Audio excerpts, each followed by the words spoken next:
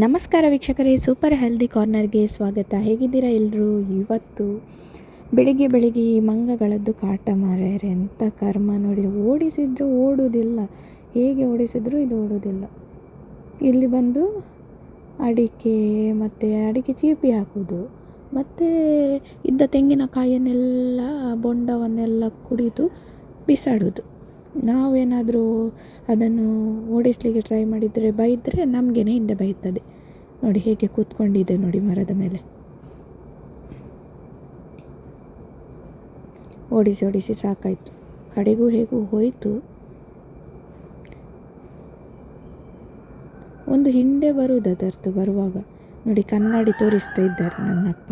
ಅದಕ್ಕೆ ಕನ್ನಡಿದ್ದು ಇದು ಬೆಳಕು ಕೂಡ ನಾಟುವುದಿಲ್ಲ, ಚೆಂದ ಮಾಡಿ ಕೂತ್ಕೊಂಡಿರ್ತದೆ ನೋಡಿ. ಈ ಮಂಗಗಳನ್ನು ಓಡಿಸಿ ಆದಮೇಲೆ ನಾವು ಇವತ್ತೊಂದು ತಿಂಡಿ ಕಲ್ತಪ್ಪ ಮಾಡುವ ಅಂತ ಅಂದ್ಕೊಂಡ್ವಿ. ಈ ಕಲ್ತಪ್ಪಕ್ಕೆ ನಾನು ತಗೊಂಡಿದ್ದೇನೆ ರೇಷನ್ ಅಕ್ಕಿ, ಅಂದರೆ ಊಟ ಮಾಡುವ ಅಕ್ಕಿ ಇರುತ್ತಲ್ಲ ಅದೇ, 1 ಪಾವನಷ್ಟು, ಹಾಗೆ ಅರ್ಧ ಪಾವಿನಷ್ಟು ಅರೆ ಬೆಳ್ತಿಗೆ ಅಕ್ಕಿ, ಅಂದರೆ ಇಡ್ಲಿ ರೈಸ್ ಅಂತ ತಗೊಂಡಿದ್ದೇನೆ. ಇದನ್ನು ಚೆನ್ನಾಗಿ ಇವಾಗ ತೊಳೆದು 6 ಗಂಟೆ ನೆನೆಸಿಟ್ಟಿದ್ದೇನೆ. ಮತ್ತು ಇವಾಗ ಗ್ರೈಂಡ್ ಮಾಡ್ಕೊಳ್ತಾ ಇದ್ದೇನೆ.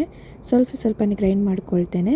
ಎರಡನೇ ಬಾರಿ ಗ್ರೈಂಡ್ ಮಾಡುವಾಗ ಇದಕ್ಕೆ 50 ಗ್ರಾಮ್ನಷ್ಟು ಬೆಲ್ಲ, ಹಾಗೆ ಅರ್ಧ ಕಾಯಿ ತುರಿ, ರುಚಿಗೆ ತಕ್ಕಷ್ಟು ಉಪ್ಪು, ಇಷ್ಟನ್ನು ಸೇರಿಸಿ ಚೆನ್ನಾಗಿ ಕಡೆದುಕೊಳ್ಬೇಕು. ಕಡಿಯುವಾಗಲೇ ಉಪ್ಪು ಸೇರಿಸಿದರೆ ತುಂಬ ಒಳ್ಳೆಯದು. ನಿಮಗೆ ಬೆಲ್ಲ ನೋಡ್ಕೊಳ್ಳಿ, ಕೆಲವರಿಗೆ ತುಂಬ ಸಿಹಿ ಇದ್ದರೆ ಇಷ್ಟ ಆಗುತ್ತೆ. ಸಿಹಿ ಇದ್ದರೆ ಇಷ್ಟ ಆದರೆ ಹೆಚ್ಚಿಗೆ ಬೆಲ್ಲ ಸೇರಿಸ್ಕೊಳ್ಬೋದು. ಈ ಹದಕ್ಕೆ ಹಿಟ್ಟು ಇರಬೇಕು, ತುಂಬ ದಪ್ಪ ಆದರೂ ಬೇಯಲಿಕ್ಕೆ ಕಷ್ಟ. ಇದಕ್ಕೆ 1 ಈರುಳ್ಳಿಯನ್ನು ಈ ರೀತಿ ಸ್ಲೈಸ್ ಮಾಡಿ ಮಿಕ್ಸ್ ಮಾಡಿಕೊಳ್ಬೇಕು.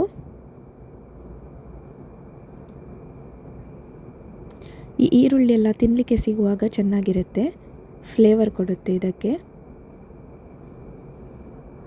ಯಾವುದೇ ಸೋಡಾ ಹುಡಿ ಆಗಲಿ ಏನೂ ಬಳಸ್ತಾ ಇಲ್ಲ, ಸಿಂಪಲ್ಲಾಗಿ ಮನೆಯಲ್ಲೇ ಮಾಡ್ತಾ ಇದ್ದೇನೆ. ಹಾಗೆ ಅದು ತುಂಬ ಸ್ಮೂತಾಗಿಯೂ ಬರುತ್ತೆ. ಸೋಡಾ ಹುಡಿ ಬಳಸಿಯೇ ಸ್ಮೂತ್ನೆಸ್ ಬರಬೇಕಂತಿಲ್ಲ, ನಾವು ಬಳಸುವ ಅಕ್ಕಿಯಿಂದಲೂ ಸ್ಮೂತ್ನೆಸ್ ಬರುತ್ತೆ. ಅದಕ್ಕೋಸ್ಕರ ಊಟ ಮಾಡುವ ಅಕ್ಕಿ ಮತ್ತು ಅರೆ ಬೆಳ್ತಿಗೆ ಅಕ್ಕಿ ಎರಡನ್ನೂ ಮಿಕ್ಸ್ ಮಾಡಿ ಹಾಕ್ಕೊಳ್ಬೇಕಾಗುತ್ತೆ. ಖಾಲಿ ಅರೆ ಬೆಳ್ತಿಗೆ ಅಕ್ಕಿ ಅಂದರೆ ಇಡ್ಲಿ ರೈಸ್ ಹಾಕಿದರೆ ಗಟ್ಟಿಯಾಗುತ್ತೆ, ಅದಕ್ಕೋಸ್ಕರ. ಇಲ್ಲಿ 2 ಚಮಚದಷ್ಟು ತುಪ್ಪವನ್ನು ನಾನು ಹಾಕ್ತಾ ಇದ್ದೇನೆ ಒಂದು ಕುಕ್ಕರಲ್ಲಿ. ಹಾಗೆ ಇದಕ್ಕೆ 1 ಉದ್ದಗೆ ಹೆಚ್ಚಿದ ಈರುಳ್ಳಿಯನ್ನು ಹಾಕಿಬಿಟ್ಟು ಚೆನ್ನಾಗಿ ಇದನ್ನು ಫ್ರೈ ಮಾಡ್ಕೊಳ್ತಾ ಇದ್ದೇನೆ. ನಾನು ಗ್ಯಾಸ್ ಮೇಲೆ ಮೊದಲಿಗೆ ಮಾಡ್ತಾ ಇದ್ದೇನೆ, ಯಾಕಂದರೆ ನಮ್ಮ ಒಲೆ ಇರುವುದು ಮನೆಯ ಹೊರಗಿನ ಭಾಗದಲ್ಲಿ. ಮೊದಲಿಗೆ ಈರುಳ್ಳಿಯನ್ನು ಚೆನ್ನಾಗಿ ಗ್ಯಾಸ್ ಮೇಲೆ ಫ್ರೈ ಮಾಡುವ ಅಂದ್ಕೊಂಡೆ. ಇದನ್ನು ಚೆನ್ನಾಗಿ ಇದರ ಮೇಲೆ ಫ್ರೈ ಮಾಡ್ಕೊಳ್ತೇನೆ. ಅಲ್ಲಿ ಒಲೆ ಮೇಲೆ ಅನ್ನ ರೆಡಿ ಆಗ್ತಾ ಇತ್ತು, ಅದಕ್ಕೋಸ್ಕರ ಒಲೆ ಖಾಲಿ ಇರಲಿಲ್ಲ.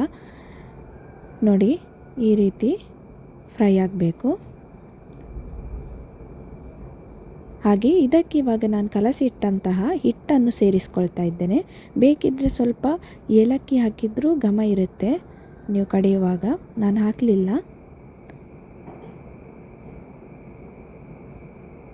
ಚೆನ್ನಾಗಿ ಈ ಹಿಟ್ಟನ್ನು ಇದಕ್ಕೆ ಹಾಕಿಬಿಟ್ಟು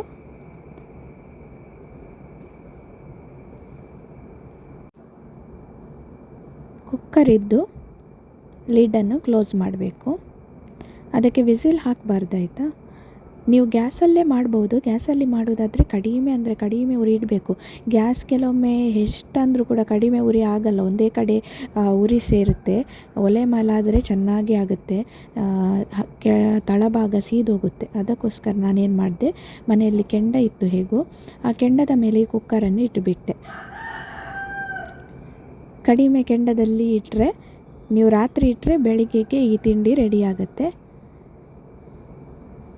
ಅಥವಾ ನೀವು ಒಲೆಯ ಉರಿಯ ಮೇಲೆ ಮಾಡೋದಾದರೆ ಒಂದು ಅರ್ಧ ಗಂಟೆ ಅಷ್ಟೊತ್ತಲ್ಲಿ ಕಲ್ತಪ್ಪ ರೆಡಿ ಆಗುತ್ತೆ. ನಾನು ರಾತ್ರಿ ಇಟ್ಟಿದ್ದೆ ಕಡಿಮೆ ಕೆಂಡದಲ್ಲಿ, ಹಾಗೆ ಬೆಳಿಗ್ಗೆ ಆಗುವಾಗ ಈ ಕಲ್ತಪ್ಪ ರೆಡಿಯಾಗಿದೆ ನೋಡಿ. ಒಳ್ಳೆ ಘಮ ಬರ್ತಾ ಇದೆ. ನನಗೆ ಕಲ್ತಪ್ಪ ಅಂದರೆ ತುಂಬಾ ಇಷ್ಟ.